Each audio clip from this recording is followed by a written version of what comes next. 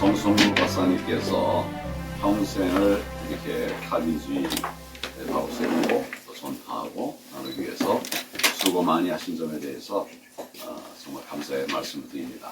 제 말씀 전에 먼저 정성무 박사님을 위해서 뜨거운 박수로 열렬히 응원해 주시면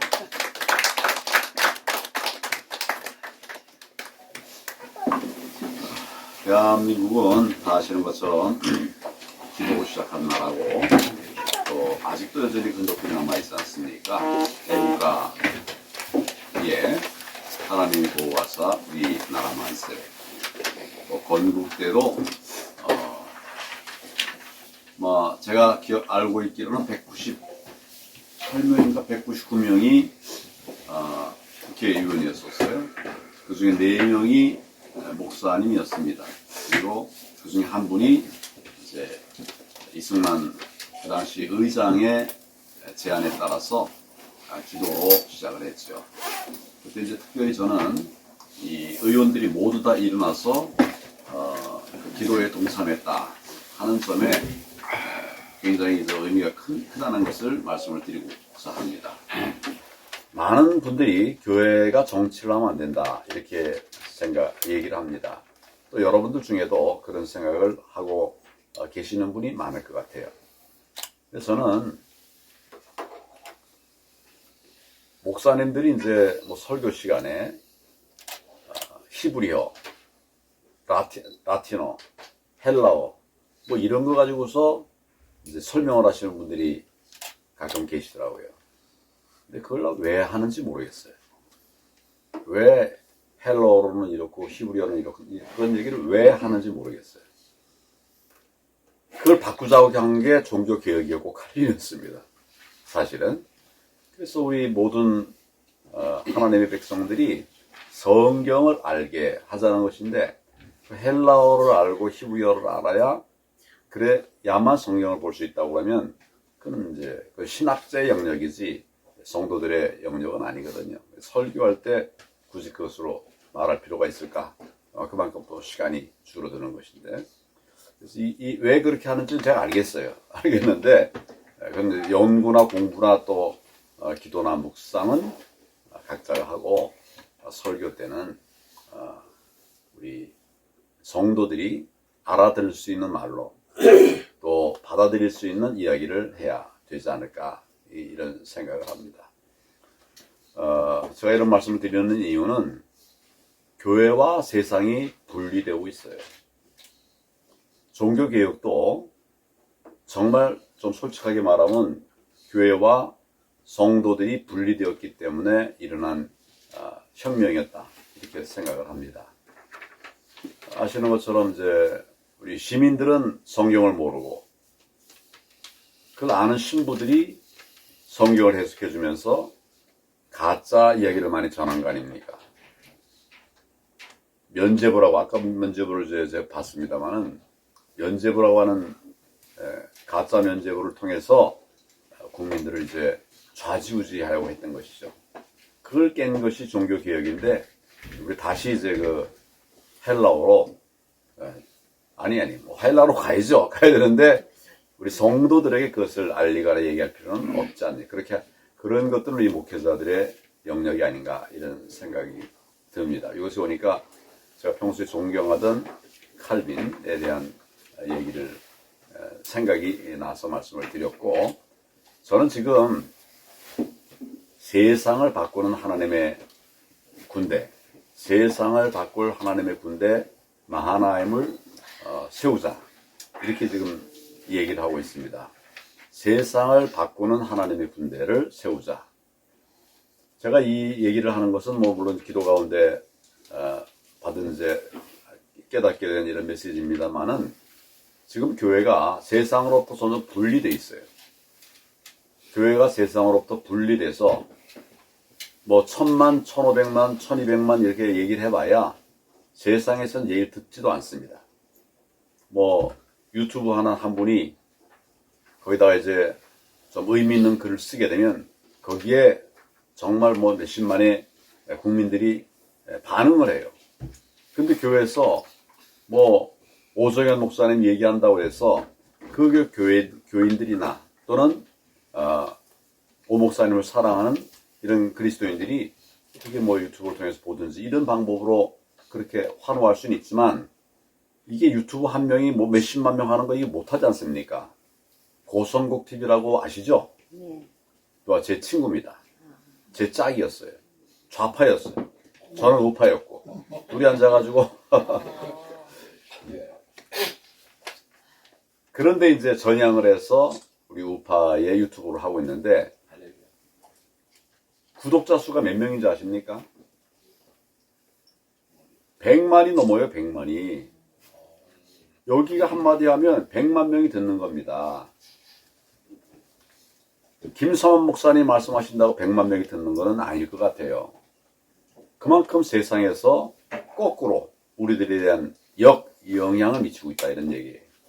그래서 제가 요즘 계속 얘기하고 있는 것이, 교회가 교회담을 넘어서 세상으로 나아가야 된다, 이런 얘기를 합니다.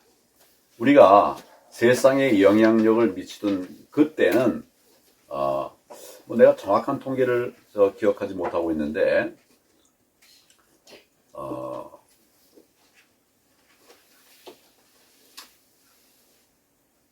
1919년 3.1운동이 일어날 때 우리 33인 중에 기독교인들이 몇 명이었습니까?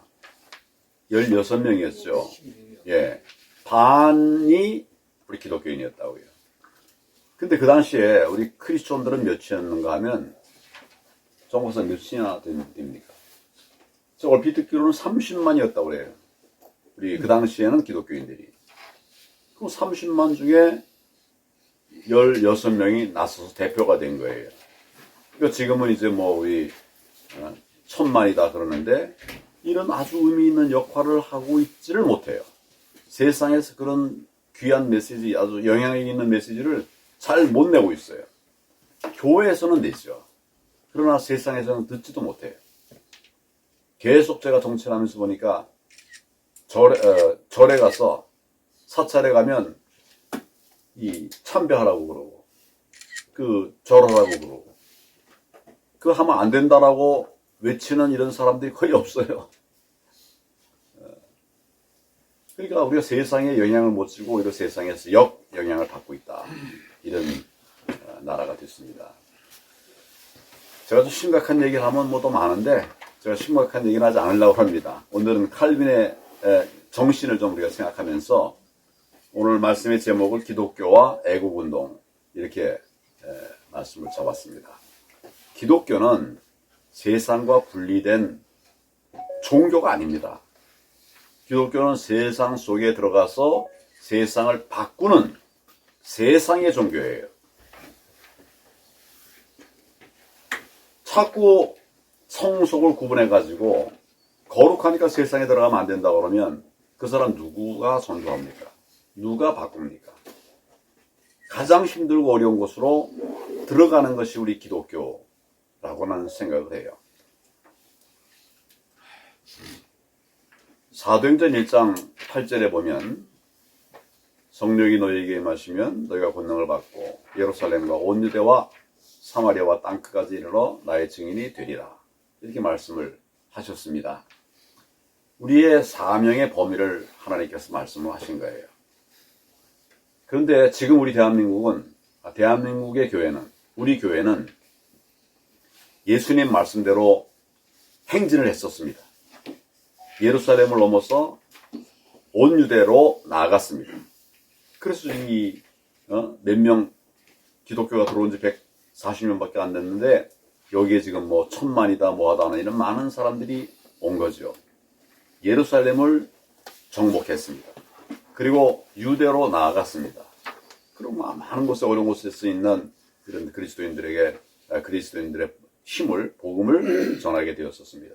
근데 제가 이건 뭐 아주 굉장히 사적인 판단입니다만은, 우리의 그런 땅끝을 향한 행진이 사마리아 들어갔다가 멈춰버렸다, 전 이렇게 생각이 돼요. 뭐 정 박사님이나 다른 분들은 또 다른 생각을 하실 거예요. 근데 제가 현장에서 느끼고 있는 우리의 사명의 진도가 어디까지냐, 예루살렘 유대까지 갔던 것 같아요. 사마리아로 가서 거기서 멈춰버렸어요. 다시 예루살렘으로 돌아왔습니다. 지금 크리스천들이 어디 가 있습니까? 다 교회에 있어요. 외부 행사에 찔끔찔끔 나가서 모여서 무슨 행사를 하거나 이런 것들은 있겠죠. 그러나 큰 흐름은 교회 안에 다 들어왔어요. 예루살렘을 넘지 못했습니다. 갔다가도 다시 왔어요. 우리가 해외 선교사를 3만 명을 보냈다라고 저는 기억하고 있었는데 얼마 전 들어보니까 2만 명이라고 그러더라고요. 지금 우리 해외 선교사가 몇 명 나가 있습니까? 제가 몰라서 여쭤보는 거예요. 예? 교인도 줄고 있어요, 사실은. 솔직히 말하면 여러분, 우리 대한민국 교인이 크리스천들이 몇 명이나 될까요? 몇 명이나 될까요? 500만? 예?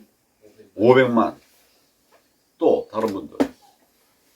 엄청나게 줄었습니다. 엄청나게 줄었다. 본래는 우리가 기독교인이 몇 명이라고 했습니까? 1200만까지 갔었어요.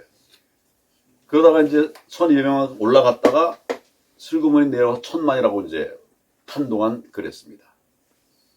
그리고 2000년도 그 860만에는 통일교도 들어가 있고 안식교도 들어가 있고 다 들어가 있는 거예요. 그러니까 이걸 빼고 어떤 분이 이제 검토를 했는데 분석을 했는데 그 빼면 680만이다. 이렇게 말씀하셨어요. 680만.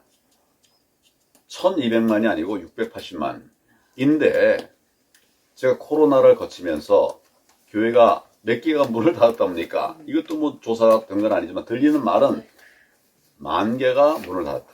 문재인 정부 들어서 12,000교회가 문을 닫았다. 이렇게 얘기를 해요. 그만큼 이제 우리 크리스천이 줄어들었다는 얘기죠. 그러면 그렇게 교회 문 닫은 교회가 그것이 10,000이다 12,000이면 우리 교인들은 과연 얼마나 줄었을까? 이제 이거 정말 솔직하고 냉정하게 점검을 해야 되다. 어느 목사님이 지금 아까 500만이라고 했는데 그게 맞을지도 모르겠어요. 좋게 평가해서 500만이라고 나는 보여집니다. 그 미칠지도 몰라요. 근데 우리가 몇인지도 몰라요. 몇인지를 모른다는 것은 무슨 말이냐? 선교의 열정이 떨어졌다는 거예요. 우리 교인들이, 대한민국 교인들이 뭐 500만이면 500만이니까 나머지 전도하지 못한 사람들이, 4,600만인가요? 4,700만, 4,700만이 남아있잖아요. 이런 비전이 있어야지 나가죠. 우리는 1,000만이야, 1,200만이야, 이제 됐어. 그러면 나머지 죽어가는 저 영혼들은 어떻게 할 겁니까? 그나마라도 저는 500만이라도 남아있으면 다행이라고 쳐요. 다시 출발하면 되죠. 그런데 다시 출발하려면 우리가 이 땅에 복음이 떨어졌을 때 가지고 있는 이 열정을 회복해야 됩니다. 순교를 각오하고 정말 죽을 각오를 하고 복음을 지키는 이런 노력들이 있어야만 우리가 다시 회복할 수 있습니다. 저절로 되진 않아요. 그런데 지난 코로나 때 교회 문이 10,000개가 닫혔다. 이게 정말 말이 됩니까? 저는 정말 이해가 되지 않아요. 교회가 뭡니까? 일본 애들이 한 거. 신사참배. 그때 순교한 사람이 굉장히 많았어요. 교회를 10,000개를 없애버리는데 순교한 사람이 하나도 없지 않습니까? 병 들어서 돌아가신 분은 있지만 순교한 사람 없잖아요. 이게 우리의 오늘의 정신이다. 저는 칼빈 정신이 세상 속에서 그리스도의 복음을 전하는 것이라고 그렇게 알고 있었어요. 칼빈이 어디입니까? 제네바 시장이었지 않습니까? 맞습니까? 제네바를 복음. 또 우리 대한민국에서도 성시와 운동본부가 만들어져서 많은 노력들을 했었습니다. 근데 이것도 지금 성시와 운동이라는 것을 이름은 알지만 그때 일했던 사람들이 누군지 남아는 있지만 성시와 운동이 번져가고 있질 않아요. 제가 검사 때였습니다만 성시와 운동 본부를 하고 있는 이분들하고 좀 가깝게 교류하면서 지냈던 기억이 납니다. 그러나 지금 그분들 다 모수해가지고 뭐 별로 행동이 되지 않는 거꾸로 가고 있다는 말이죠. 제가 그래서 예루살렘과 사마리아와 예루살렘 유대와 사마리아까지 가다가 도로 돌아왔다. 이런 말씀을 드리는 거예요. 칼빈은 혁명가 아닙니까? 말하자면 이 캐톨릭의 거학과 싸워서 이겨낸 혁명가예요. 우리가 칼빈 정신을 얘기하면 옛날 얘기가 아니라 그분의 정신이 오늘날 되살릴 수 있도록 하는 것이 굉장히 중요한 것이다.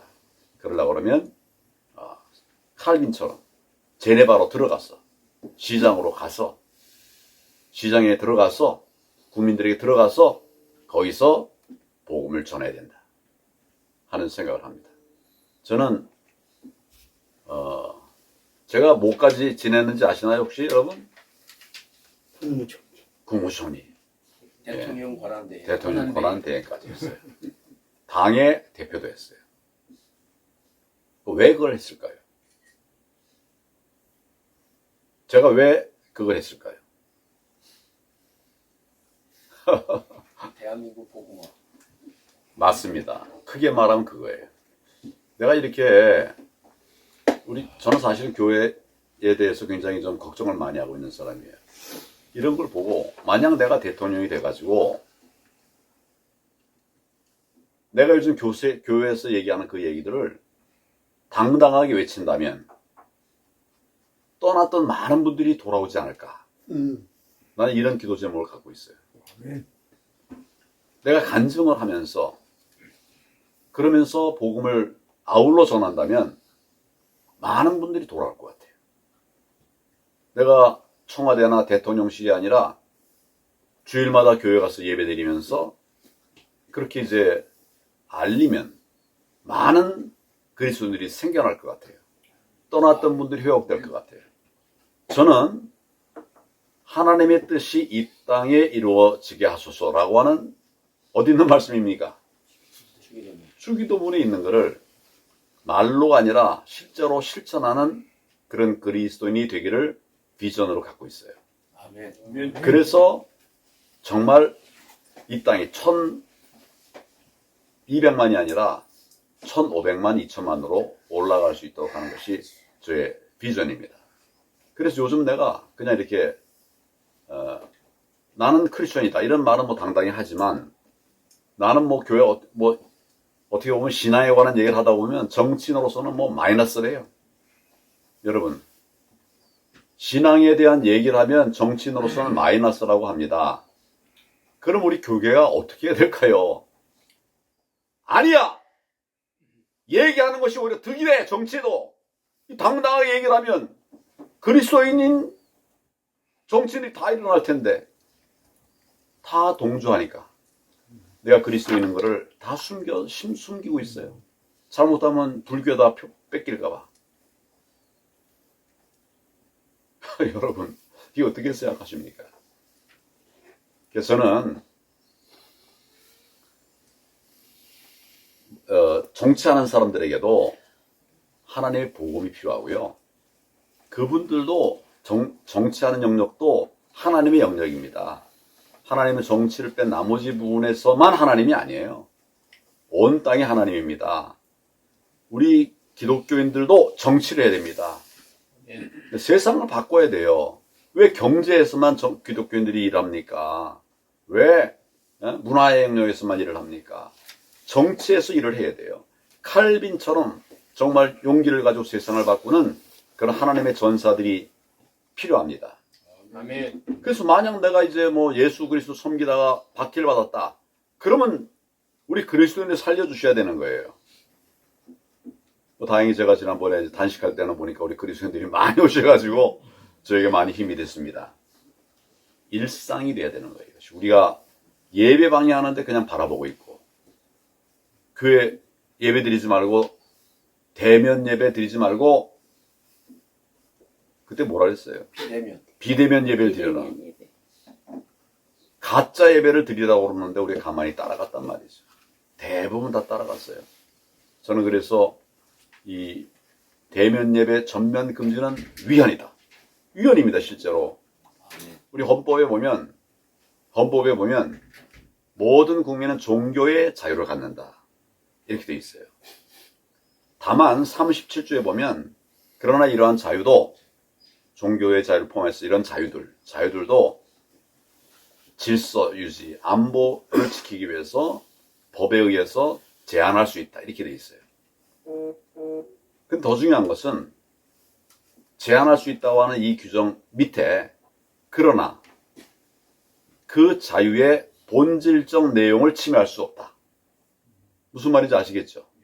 종교의 자유도 경우에 따라서 코로나 걸리고 그러면 좀 제한할 수는 있어요. 너무 많이 모여서 감염이 되지 않게, 너무 붙어 있어서 퍼져나가지 않게. 그래서 이제 그런 규제를 할 수는 있죠. 그렇지만 그러니까 대면 예배는 전면 금지다. 이렇게 말하면 이건 종교의 자유의 본질적 내용을 훼손하는 겁니다. 그래서 제가 외쳤어요.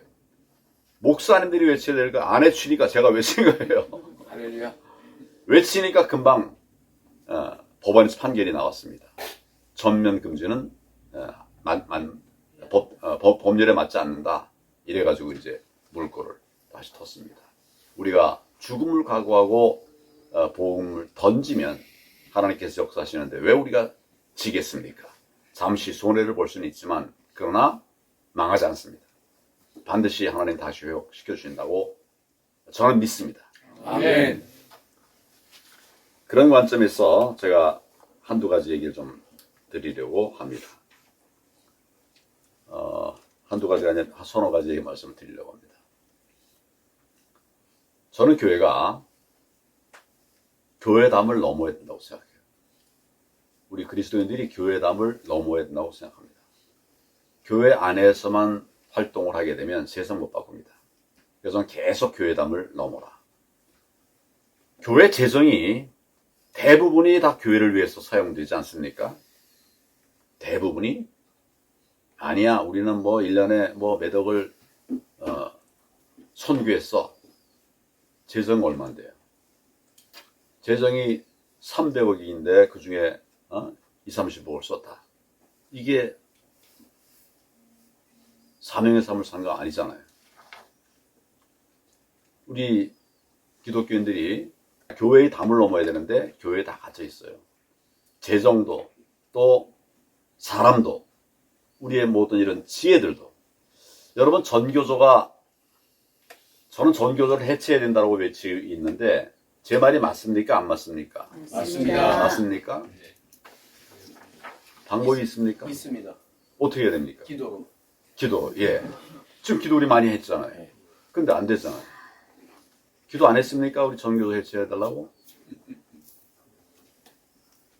그분들한테 찾아가서 맨투맨으로 계속 얘기해야 되겠죠. 맞습니다.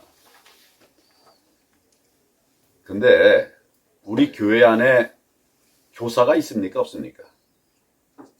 교회 안에 교사가 있습니까? 없습니까? 있어요. 이게 인원이 몇이나 될까요?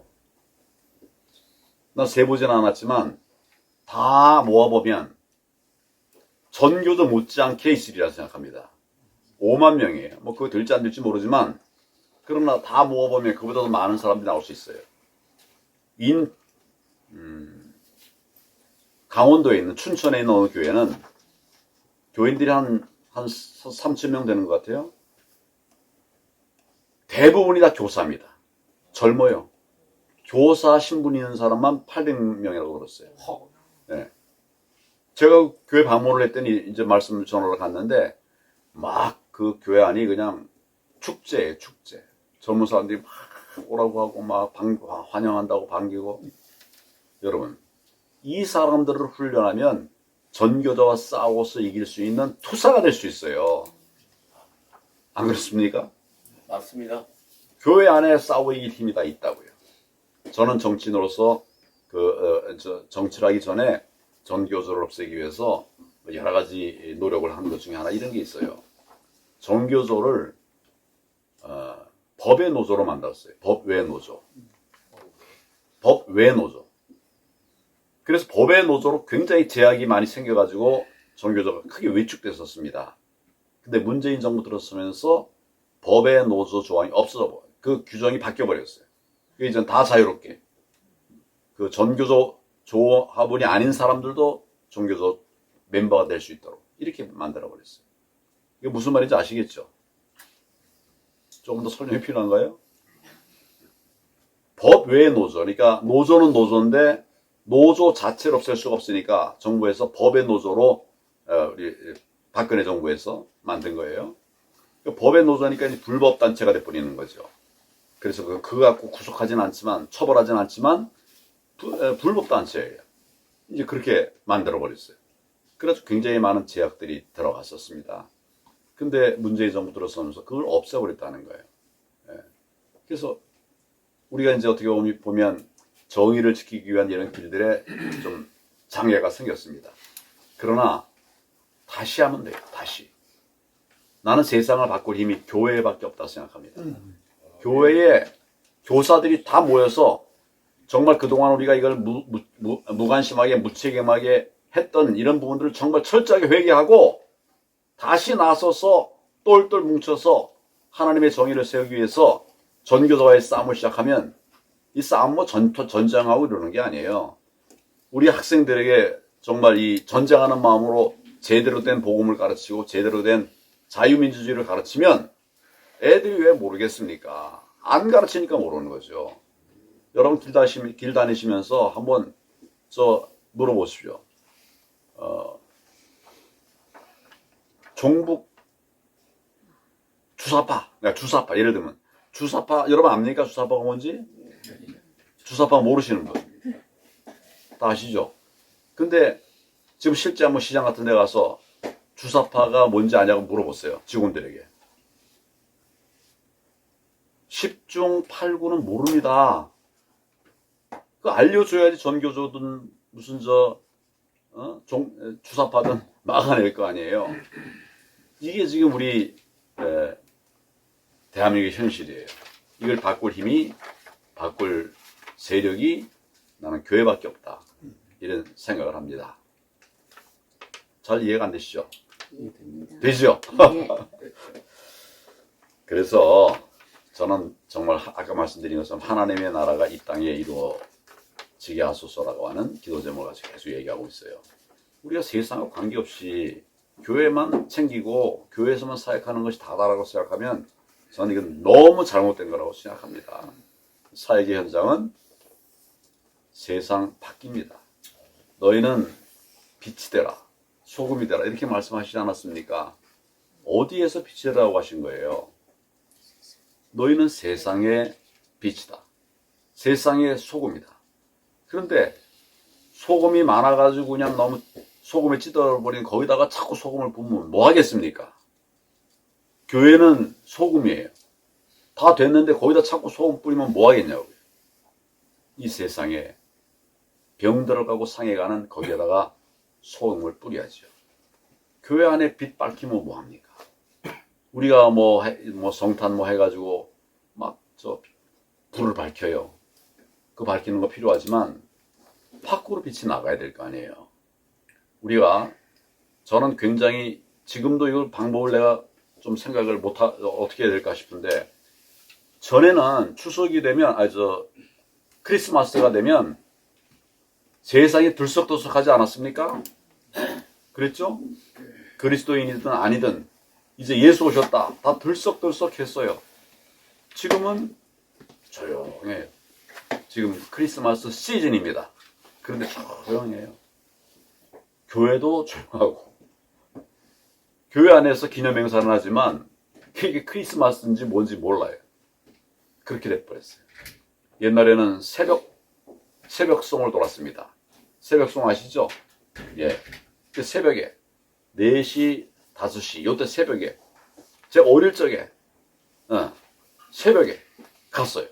3시, 4시, 5시 요 부근에. 지금은 새벽송 합니까 안 합니까? 답하기 좀 답하시죠? 답답하시죠? 없어졌어요. 새벽송이 저녁송이 되더니 밤송, 맨 처음엔 새벽송이 밤송이 되더니 저녁송이 되더니 없어져 버렸어요. 예루살렘과 유대와 사마리아와 땅끝까지 이르되 그 하나님의 명령이 없어져 버렸다라고 저는 생각합니다. 고칠 게 너무나 많아요. 제가 어제 기독교 교도소라고 말할 수 있는 소망교도소에 다녀왔어요. 제가 표창을 받았습니다. 표창. 공로상으로 김승규 장로님하고 나하고 둘이 이제 표창을 받았어요. 예수님께서 마태복음 25장에 양과 염소의 기준을 말씀하시잖아요. 양과 염소의 기준. 너희가 줄인 자를 먹였느냐, 헐벗은 자를 입혀주었느냐, 나그네 된 자를 챙겼는가, 갇힌 자를 돌봤는가, 병든 자를 챙겨봤는가. 이 6가지 예수님이 쭉 말씀하셨어요. 그중에 제일 마지막에 있는 것이 이제 갇힌 자를 돌봤는가예요. 우리가 그 마태복음 25장에 있는 6가지의 영역은 우리가 그것 중에 하나만 하면 되는 겁니까? 다 해야 되는 겁니까? 이거 안 하면 영벌, 하면 영생. 성경에 그렇게 돼 있지 않습니까? 그럼 이거를 6가지를 다 해야 될까요? 그 중에 하나만 하면 될까요? 다 해야 되는 거예요. 근데 여러분들은 뭐 다 하실 거로 저는 믿습니다만은 다 하는 사람 없습니다. 다 하는 사람 없습니다. 제가 어제 가서 깜짝 놀랐는데 기독교 교도소에, 지금 소망교도소예요. 예산이 100% 줘야 되는데 그동안 90%만 줬습니다. 나머지는 교회가 채워라. 무슨 말인지 아시겠죠? 근데 어제 가서 내가 들어보니까 이게 80%가 없어졌대요. 80%가 없어졌다는 거예요. 20%만 갖고 해라. 밥 먹던 거 5분의 1로 줄이라는 거예요. 지금 그렇게 돼버렸더라고. 가보니까 내가 한참 떠나 있었더니 그렇게 돼버렸어요. 이래서 내가 자꾸 우리가 교회가 사마리아에 갔다가 도로 되돌아갔다 하는 얘기를 하는 거예요. 이거 만약 그러면 좋다. 정부가 안 줄 것 같으면 우리 교회들이 다 모아서 주겠다. 예수님의 복음이 아니냐. 그래서 교회가 다 모아주면 걱정할 거 하나도 없어요. 교회 돈 안 모여요. 안 모여요. 그래서 그러면 과연 이것이 우리가 사명의 삶을 사는 것이냐, 이런 말씀을 드리고 있습니다. 저는 지금 이제 교회에 대해서 무슨 이제 지적을 하거나 이러는 얘기를 하려고 하는 게 전혀 아니에요. 우리 사명의 삶을 살아야 된다. 이 말씀을 안 드릴 수는 없을 것 같아요. 그래서 제가 계속 얘기하고 있고, 저는 지금 세상을 바꾸는 하나님의 군대, 마하나임, 세상을 바꾸는 마하나임을 세우려고 하고 있습니다. 우리 여러분들도 그 마하나임에 같이 좀 해주시길 바랍니다. 제가 쉽게 같이 할 수 있도록 전화 한 통이면 우리 회원이 될 수 있게 이렇게 이제 해보려고 그래요. 그래서 뭐 몇십만 명이 모이면 그 중에 이제 내가 지금 5가지 정도 영역을, 예를 들면 뭐 포괄적 차별 금지 방지라든지 반대라든지 이런 것들을 이제 쭉 이렇게 내려고 5가지를 내려고 합니다. 거기에 동의하는 분들이 이제 쭉 들어오실 거예요. 그게 만약 10만 명이다. 그러면 그 중에 이제 차별금지법 반대에 동의한 분들이 있고, 또 지방자치법에 반대하는 분들에 동의하는 분들도 있고, 이렇게 할 거예요. 요새 거기에는 이제 마약 퇴치, 이것도 하나 집어넣어놨어요. 이것도 사실은 우리 교회가 책임을 져야 될 과제이거든요. 저출산 문제도 우리가 책임져야 됩니다. 왜 우리가 책임져야 됩니까? 저출산 문제는. 예수님의 첫 번째 명령이, 하나님의 첫 번째 명령이 뭡니까? 생육하고 번성하여 땅에 충만하라. 지금 사람이 다 죽어가고 없어져 가고 있는데 그냥 우리는 이러고 있어요. 어떻게 생육을 합니까? 어떻게 번성을 합니까? 이게 다 우리 과제입니다. 근데 안 하고 있기 때문에 제가 하나님의 군대를 일으켜서 이런 부분들을 확산시켜 나가고 지켜나갈 수 있는 길을 만들어가기 위해서 마하나임을 하고 있어요. 우선 그 사람들을 이제 모으려고 합니다. 그냥 전화 한 통만 이렇게 하면 회원이 돼요. 회원이 되면 그럼 이분들에게 아까 그 희망하는 5가지 영역 중에서 또 이렇게 나눠가지고 뭐 예를 들어 저출산 극복을 위해서 활동하겠다. 이러면 이제 그런 조직이 하나 또 만들어지는 거죠. 또는 차별금지법 반대를 위해서 나서겠다. 이러면 그 조직이 하나 만들어지는 거예요. 그래가지고 이제 밀고 가야 될 것입니다. 하나님께서 저에게 지혜를 하나 주셨어요. 지금 제가 부정선거 방지대, 부방대 활동하고 있는 건 아시나요? 잘 모르시나요? 이제 알았습니다. 이제 하셨어요? 부정선거를 막기 위해서 부방대 조직을 만들었어요. 2년쯤 전에 만들었습니다. 2년 좀 안 됐어요. 한 사람도 없었는데 이거 뭐 막을 사람이 아무도 없는 거예요. 부정선거를 막을 사람이 아무도 없는 거예요. 그래서 이런 식으로 이제 메시지를 제가 던졌어요. 그래가지고 온 사람들이 많이 있었습니다. 50만 명이 왔어요. 50만 명. 한 3달 동안. 이거 문자만 돌리는 일들을 했는데 서로가 서로에게 돌리는 거죠. 정보를 나누는 거죠. 50만 명이 왔어요. 그분들 중에 부정선거를 막겠다는데 동의한 사람들, 이분들에게 이제 이렇게 제가 다시 문자를 보냈어요. 같이 활동할 사람을 모았습니다. 22,000명이 모였어요. 그게 부방대가 된 겁니다. 그래서 이 부방대원들이 투표 현장에서 정말 치열하게 싸웠어요. 그래서 뭐 부방대가 뭐야? 맨 처음에 몰랐었습니다. 나중에 보니까 이게 뭐 그냥 대단한 조직이 돼버렸거든요. 그래서 이제 성관이가 우리 부방대를 막 특정해가지고 이러쿵저러쿵 규정을 뭐 얘기하고 그랬는데 그거 딱 거짓말이었어요. 그래서 이런 부분들을 하고 있는데 지금 그건 제가 세상을 향해서 한 일입니다만은 우리 교회를 향해서도 교회가 이런 운동을 해야 됩니다. 소위 액션을 가져야 됩니다.